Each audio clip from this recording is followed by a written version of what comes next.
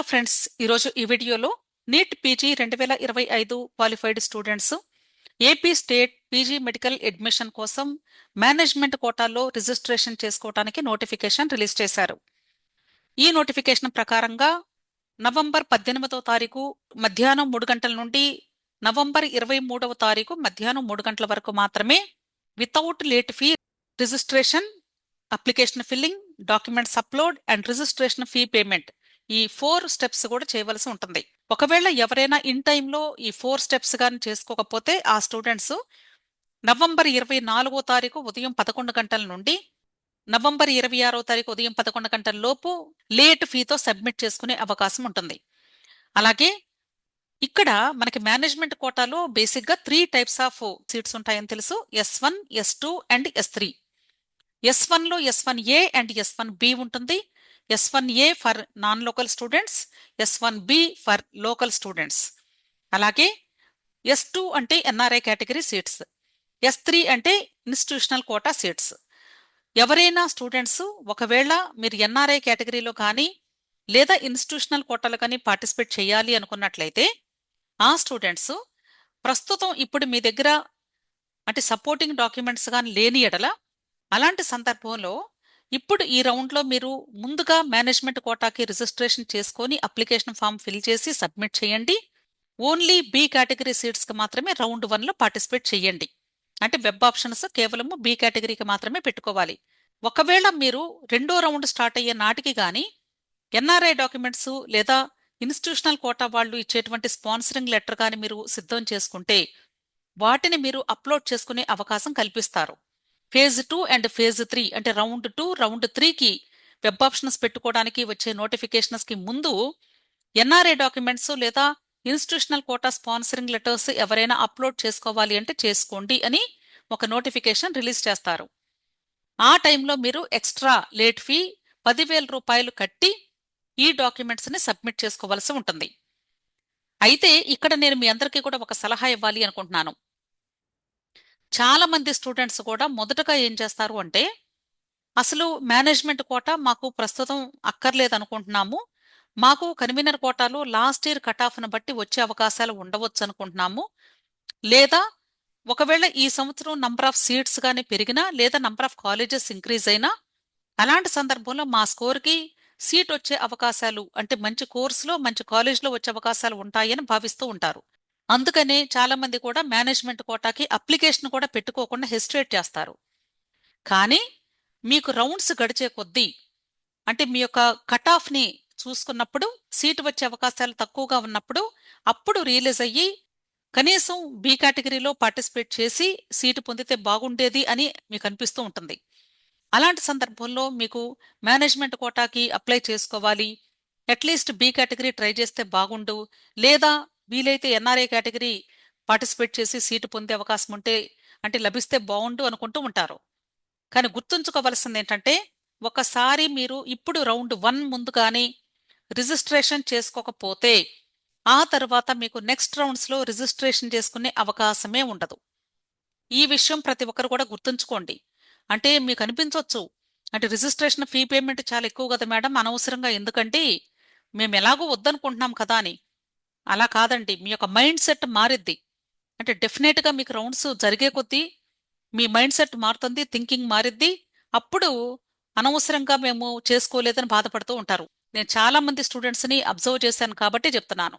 దయచేసి registration fee amount గురించి ఆలోచించకుండా వీలైనంత వరకు అంటే మీకు కన్వీనర్ కోటాలో సీటు వచ్చే అవకాశాలు కానీ కేవలము 50% మాత్రమే ఉన్నది అనుకున్నటువంటి స్టూడెంట్స్ అందరూ కూడా వీలైతే మీరు మేనేజ్మెంట్ కోటాకి రిజిస్ట్రేషన్ చేసుకోమని నా రిక్వెస్ట్. ఇది కేవలము నా సలహా మాత్రమే, గుర్తుంచుకోండి. ఆ తర్వాత మీరు అనవసరంగా ఇబ్బంది పడవలసి ఉంటుంది. ఒకవేళ మీకు అంటే క్వాలిఫైయింగ్ కట్ ఆఫ్ తగ్గించినప్పుడు మరలా నోటిఫికేషన్ వస్తుంది కదా, అప్పుడు చేసుకోవచ్చు కదా అనుకుంటూ ఉంటారు. కట్ ఆఫ్ తగ్గినప్పుడు ఎవరికైతే లోయర్ కట్ ఆఫ్ చేసినప్పుడు ఎలిజిబుల్ క్యాండిడేట్స్ ఉన్నారో వాళ్ళకి మాత్రమే రిజిస్ట్రేషన్ చేసుకునే అవకాశం కల్పిస్తారు. మీకు ఎటువంటి యాక్సెస్ కూడా ఉండదు. కాబట్టి ప్రస్తుతం ఇప్పుడు మీ క్వాలిఫైయింగ్ కట్ ఆఫ్ను బట్టి ఎవరైతే ఎలిజిబుల్ క్యాండిడేట్స్ ఉన్నారో ఆ స్టూడెంట్స్ కన్వీనర్ కోటాకి ఆల్రెడీ రిజిస్ట్రేషన్ చేసుకుని ఉన్నారు, ఇప్పుడు మీరు దయచేసి మేనేజ్మెంట్ కోటాకి ఫస్ట్ రిజిస్ట్రేషన్స్ చేసుకోండి. మనకి ప్రాస్పెక్టస్ కూడా ఎన్టీఆర్ యూహెచ్ఎస్ అఫీషియల్ వెబ్సైట్ లో ఉంది. దయచేసి ఒకసారి ప్రతి ఒక్కరు కూడా చదవండి, చదివి అర్థం చేసుకోవటానికి ట్రై చేయండి. అలాగే ఇప్పుడు క్వాలిఫైయింగ్ కట్ ఆఫ్ స్కోర్ కలిగిన స్టూడెంట్స్ మాత్రమే రిజిస్ట్రేషన్ చేసుకునే ఫెసిలిటీ ఉంది. జనరల్ గా మనకి అంటే అసలు ఎంత పర్సెంటేజ్ ఆఫ్ సీట్స్ కి మేనేజ్మెంట్ కోటా సీట్స్ ఉంటాయి అనేది కూడా మనకు తెలియాలి.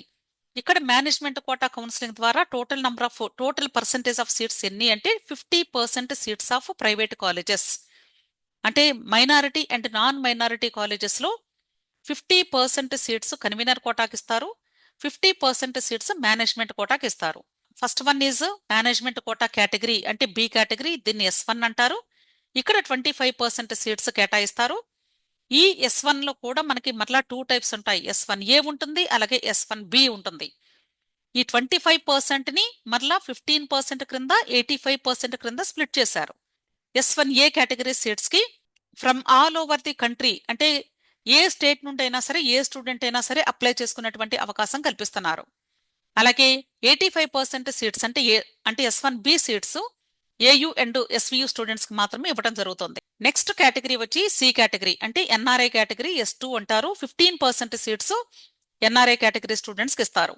అలాగే సి కేటగిరీలోనే ఇన్స్టిట్యూషనల్ కోటా అంటే S3, అంటే మీరు చదివినటువంటి కాలేజ్ వాళ్ళు స్పాన్సర్ చేసిన, లేదా మీ పేరెంట్స్ ఎక్కడైనా వర్క్ చేస్తూ ఉంటే హాస్పిటల్స్ లో కానీ కాలేజెస్ లో కానీ వాళ్ళు స్పాన్సర్ చేసిన, లేదా మీరు ఎంప్లాయీస్ గా చేస్తూ ఉన్నటువంటి కాలేజ్ వాళ్ళు కానీ లేదా హాస్పిటల్ వాళ్ళు కానీ మిమ్మల్ని స్పాన్సర్ చేసిన, మీరు ఇన్స్టిట్యూషనల్ కోటాలో స్పాన్సరింగ్ లెటర్ ద్వారా పార్టిసిపేట్ చేసే అవకాశం ఉంటుంది. దానికి 10% సీట్స్ కేటాయించారు. అలాగే ఇక్కడ లోకల్ ఏరియాకు సంబంధించినటువంటి ఇన్ఫర్మేషన్ కూడా ఇచ్చారు. ఎవరైతే ఏయు అండ్ SVU రీజన్ కి సంబంధించినటువంటి స్టూడెంట్స్ ఉన్నారో, అంటే ఈ 2 రీజన్స్ లో MBBS కంప్లీట్ చేశారో ఆ స్టూడెంట్స్ ఏపీకి లోకల్ అవుతారు. ఆ స్టూడెంట్స్ 85% S1 కేటగిరీ సీట్స్ కి ఎలిజిబుల్ అవుతారు అని అర్థం. అలాగే ఒకవేళ ఎవరైనా సిద్ధార్థ మెడికల్ కాలేజ్ లో కానీ మీరు MBBS కంప్లీట్ చేసి ఉంటే ఆ స్టూడెంట్ 6th క్లాస్ నుండి 12th క్లాస్ మధ్యలో కానీ ఎనీ 4 ఇయర్స్ కానీ ఏపీ స్టేట్ లో చదివి ఉంటే అప్పుడు ఏపీ స్టేట్ కి లోకల్ అవుతారు అని చెప్తున్నారు. అలాగే సి కేటగిరీ అంటే NRI కేటగిరీ, వీటిని S2 సీట్స్ అంటారు. ఇక్కడ మీకు తెలుసు ఎవరైనా పార్టిసిపేట్ చేయవచ్చు, అంటే ఎంటైర్ ఇండియాలో లేదా ఫారిన్ స్టూడెంట్స్ అయినా సరే NRI కేటగిరీలో పార్టిసిపేట్ చేసే అవకాశం ఉంటుంది. Next institutional quota. ఇన్స్టిట్యూషనల్ కోటాలో కూడా ఎవరైతే స్పాన్సర్ చేయబడతారో వాళ్ళు మాత్రమే ఇన్స్టిట్యూషనల్ కోటాలో సీటు పొందే అవకాశం లభిస్తుంది. Next registration and processing fee గురించి ఇచ్చారు. వితౌట్ లేట్ ఫీ ఎవరైతే పే చేస్తారో ఆ స్టూడెంట్స్ ఏపీలో MBBS కంప్లీట్ చేసి ఉంటే 6,000 రూపాయలు పే చేస్తే సరిపోతుంది. అలాగే ఒకవేళ మీరు MBBS ఏపీ స్టేట్ లో కాకుండా వేరే ఏ ఇతర స్టేట్ లో చేసినా సరే 6,000 రూపాయలు registration and processing fee plus మీ యొక్క డాక్యుమెంట్స్ ని వెరిఫై చేయడానికి కట్టించుకున్నటువంటి అమౌంట్ 3,000 రూపీస్, అంటే టోటల్ గా 9,000 రూపీస్ పే చేయాలి. అలాగే అవుట్ సైడ్ కంట్రీ అంటే ఫారిన్ కంట్రీస్ లో MBBS చేస్తే ఆ students 6,000 rupees plus 7,000 rupees pay చేయాలి. టోటల్ గా 13,000 పే చేయాలి. అంటే మీరు సబ్మిషన్ లేట్ అయితే గానీ అలాంటి స్టూడెంట్స్ నవంబర్ 24వ తారీఖు ఉదయం 11 గంటల నుండి నవంబర్ 26వ తారీఖు ఉదయం 11 గంటల లోపు మాత్రమే ఎక్స్ట్రా 20,000 రూపీస్ మీరు పే చేయాల్సి ఉంటుంది. అంతేకాదండి, మీకు ఒకవేళ సీట్ అలాట్మెంట్ కానీ వస్తే మీరు కట్టవలసినటువంటి అమౌంట్ ని యూనివర్సిటీ ఫీ అంటారు. ఇది నాన్ రీఫండబుల్ అమౌంట్, అంటే మీరు అలాట్మెంట్ ఆర్డర్ని డౌన్లోడ్ చేసుకోవడానికి కట్టినటువంటి అమౌంట్ రీఫండ్ అవ్వదు.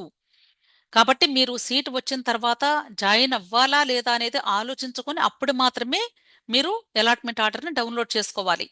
అంతేగాని ముందు అలాట్మెంట్ ఆర్డర్ డౌన్లోడ్ చేసేసుకొని తర్వాత మీ ఒపీనియన్ చేంజ్ చేసుకుంటే ₹1 కూడా మీకు రీఫండ్ అవ్వదు. అర్థమైంది కదా. నెక్స్ట్ ఇక్కడ ట్యూషన్ ఫీ డీటెయిల్స్ కూడా ఇచ్చారు. అంటే ఇంతకు ముందు 2024-25 అకాడమిక్ ఇయర్ కి ఉన్నటువంటి ఫీ స్ట్రక్చర్ మాత్రమే ఉంది. అలాగే ఇక్కడ మీకు help line numbers, mail IDs ఇచ్చారు. ప్రతి ఒక్కరు కూడా వీటిని నోట్ చేసుకోండి. ఎందుకంటే మీరు రిజిస్ట్రేషన్ చేసుకునే టైంలో ఏదో ఒక టెక్నికల్ ఇష్యూస్ వస్తాయి. కాబట్టి డెఫినెట్ గా యూనివర్సిటీ వాళ్ళ అవసరం ఉంటుంది. వీళ్ళకి మీరు ఏదైనా టెక్నికల్ ఇష్యూస్ వచ్చినా, పేమెంట్ ఇష్యూస్ వచ్చినా, అలాంటి సందర్భంలో మీరు చేయవలసినటువంటి పని ఏంటంటే, అంటే ఫోన్ చేస్తే వాళ్ళు లిఫ్ట్ చేయరేమో కానీ, అంటే ఎక్కువ మంది చేస్తూ ఉంటారు కాబట్టి వాళ్ళకు కూడా కష్టం. కాబట్టి మీరు చేయవలసింది మీ యొక్క రిజిస్టర్డ్ మెయిల్ ఐడి నుండి మాత్రమే మీరు ఇక్కడ ఇచ్చినటువంటి ఈ రెగ్యులేషన్స్ అండ్ టెక్నికల్ ఇష్యూస్ ఈ 2 మెయిల్ ఐడీస్ కి మీ యొక్క క్వెరీస్ ఏంటి అనేది పంపించండి. కాబట్టి దయచేసి వీటిని నోట్ చేసుకోండి, స్క్రీన్ షాట్ తీసుకోండి. సో ఎవరైతే ఇప్పుడు ఈ మేనేజ్మెంట్ కోటాకి రిజిస్ట్రేషన్ చేసుకోవాలి అనుకుంటున్నారో ఆ స్టూడెంట్స్ ఇమ్మీడియట్ గా నవంబర్ 18వ తారీఖు మధ్యాహ్నం 3 గంటల నుండి నవంబర్ 23వ తారీఖు మధ్యాహ్నం 3 గంటల లోపు మీ యొక్క రిజిస్ట్రేషన్స్ వితౌట్ లేట్ ఫీ చేసుకోమని నా రిక్వెస్ట్. అలాగే ఇక్కడ ఎన్ఆర్ఐ కేటగిరీలో పార్టిసిపేట్ చేసేటువంటి స్టూడెంట్స్, అంటే మీరు ట్యూషన్ ఫీ చూసినప్పుడు 57 లక్షల రూపాయలు కనిపిస్తూ ఉంది. అలాంటప్పుడు ఎవరైనా అంత అమౌంట్ కట్టి మేము జాయిన్ అవ్వటం కష్టం అనుకుంటూ ఉంటారు. ఒకవేళ కానీ మీ దగ్గర ఎన్ఆర్ఐ డాక్యుమెంట్స్ కానీ ఉండి ఉంటే, ఎవరి దగ్గరైనా సరే, మీరు 57 లక్షలు కట్టి జాయిన్ అవుతారా లేదా అనేది అది ప్రక్కన పెట్టేసి ఫస్ట్ మీ దగ్గర ఉన్నటువంటి డాక్యుమెంట్స్ని అప్లోడ్ చేసుకోండి. అంటే ఇప్పుడు ఎన్ఆర్ఐ డాక్యుమెంట్స్ని అప్లోడ్ చేసినంత మాత్రాన ఎన్ఆర్ఐ సీట్ తీసుకోవాలని కాదు, అది మ్యాండేటరీ కాదు, కంపల్సరీ తీసుకోవాలని రూల్ ఏమీ లేదు. జస్ట్ మీరు సేఫ్టీగా పెట్టుకోండి. తర్వాత మీకు ఎన్ఆర్ఐ కేటగిరీలో పార్టిసిపేట్ చేయాలి అన్నప్పుడు అప్పుడు కేవలము ఎన్ఆర్ఐ డాక్యుమెంట్స్ని అప్లోడ్ చేయడానికి మాత్రమే 10,000 రూపాయలు పే చేయాల్సి ఉంటుంది. మీలో ఎవరైనా ఒకవేళ డీమ్డ్ యూనివర్సిటీస్లో సీటు వచ్చే అవకాశాలు ఉంటే ట్రై చేద్దాము అనుకున్నటువంటి స్టూడెంట్స్ వీలైతే ఎన్ఆర్ఐ కూడా మీరు అప్లై చేసుకుంటే మంచిది అని నా సలహా. ఎందుకంటే మీరు మేనేజ్మెంట్తో మాట్లాడుకుని కొంత ఫీజు తగ్గించుకునేటువంటి మార్గాలు కూడా ఉంటాయి. కాబట్టి డాక్యుమెంట్స్ని ముందుగా అప్లోడ్ చెయ్యండి. ఆ తర్వాత మీకు అక్కర్లేకపోతే ఎన్ఆర్ఐ కాలేజెస్ని ముట్టుకోకుండా ఉంటే సరిపోతుంది. అర్థమైంది కదా? అలాగే ఇంకొక విషయం ఏంటంటే ముస్లిం మైనారిటీ కాలేజెస్లో కేవలము మైనారిటీ స్టూడెంట్స్కి మాత్రమే ప్రయారిటీ ఉంటుంది. ఫస్ట్ మైనారిటీ స్టూడెంట్స్కి మాత్రమే ఇస్తారు. ఒకవేళ కానీ సీట్స్ మిగిలిపోయి సఫిషియంట్ నంబర్ ఆఫ్ స్టూడెంట్స్ కానీ లేని ఎడల లాస్ట్ రౌండ్లో నాన్ మైనారిటీ క్యాండిడేట్స్ కూడా ఇస్తారు. సో మైనారిటీ కేటగిరీలో పార్టిసిపేట్ చేసే స్టూడెంట్స్ తప్పనిసరిగా మీరు మైనారిటీ సర్టిఫికెట్ను కూడా అప్లోడ్ చేయాల్సి ఉంటుంది. సో మీలో ఎవరికైనా ఈ నీట్ పీజీ కౌన్సిలింగ్ సంబంధించి ఎటువంటి గైడెన్స్ కావాలి అన్నా లేదా మీ యొక్క డౌట్స్ క్లారిఫికేషన్ చేసుకోవాలి అన్నా టెలిగ్రామ్ గ్రూప్లో జాయిన్ అయితేనే నేను హెల్ప్ చేయడం జరుగుతుంది. టెలిగ్రామ్ గ్రూప్ లింక్ నేను వీడియో క్రింద డిస్క్రిప్షన్లో పెడుతూ ఉన్నాను, అలాగే కమెంట్ సెక్షన్లో పెడుతూ ఉన్నాను. ఆ లింక్ని క్లిక్ చేసి టెలిగ్రామ్ గ్రూప్లో జాయిన్ అవ్వడానికి ప్రయత్నించండి. టెలిగ్రామ్ గ్రూప్లో జాయిన్ అయితే నేను ఎంతవరకైనా మీకు హెల్ప్ చేయడానికి ట్రై చేస్తాను. విష్ ఆల్ ది బెస్ట్ అండి. వీడియో నచ్చితే లైక్ చేయండి, మీ ఫ్రెండ్స్ కూడా షేర్ చేయండి, అలాగే నా ఛానల్ తప్పకుండా సబ్స్క్రైబ్ చేసుకోండి. Thank you.